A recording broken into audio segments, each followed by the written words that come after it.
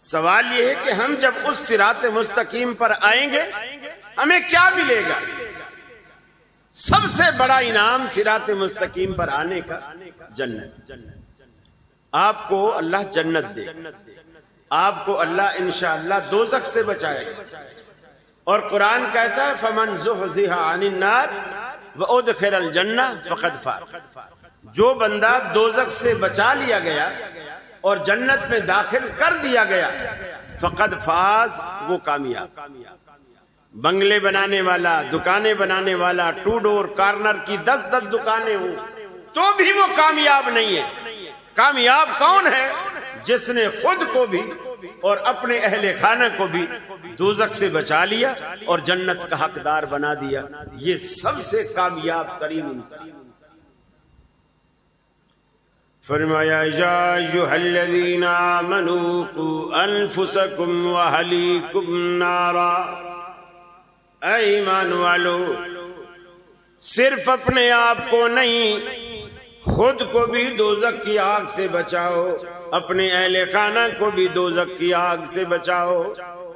جس طرح دنیا میں تم اپنے بچوں کو آگ سے بچانے کی کوشش کرتے ہو، چھوٹے بچے کبھی چولہے کے پاس نہیں جانے دیتے، چھوٹے بچوں کے ہاتھ میں کبھی ماچس نہیں دیتے.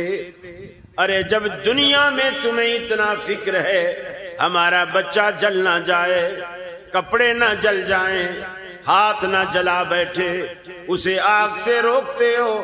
ارے اس آگ سے کیوں نہیں روکتے جو دنیا کی آگ سے بھی 70 درجے زیادہ حرارت رکھتی ہے.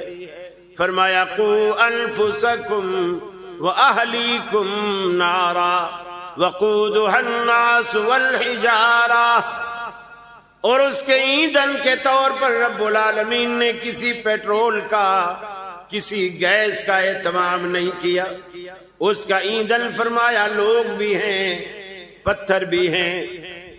لوگ بھی اس دوزخ میں جائیں گے، پتھر بھی اس دوزخ میں جائیں گے. وہ تمام معبودان باطل جن کی مورتیاں بنا کر دنیا میں لوگ پوجا کرتے تھے، رب العالمین سارے کے سارے دوزخ میں ڈالے گا. جو دوزخ کے حقدار جو جن ہیں، ان جنات کو بھی رب العالمین دوزخ میں ڈالے گا. سورج اور چاند جن کی دنیا پرستش کرتی رہی، یہ بھی دوزخ میں ڈالے گا. پہاڑ بھی دوزخ میں ڈل جائیں گے. سب کچھ ڈلنے کے بعد حتیٰ کہ آدم کی اولاد میں سے بھی 1000 میں سے 999 دوزخ میں، 1 جنت میں. سب کچھ دوزخ میں ڈلنے کے بعد اللہ رب العالمین دوزخ سے پوچھے گا حل امتلأت، ارے بتلا کیا تو بھر گئی ہے کہ نہیں؟ وہ دوزخ بولے گی الہ العالمین. قرآن کہتا ہے وَتَقُولُ هَلْ مِن مَّزِيدٍ، وہ کہے گی اللہ کچھ اور ہو تو ڈالیے، ابھی تو میں پوری خالی پڑی ہوں. سارے پہاڑ بھی ڈل گئے، سورج بھی ڈل گئے، چاند بھی ڈل گئے.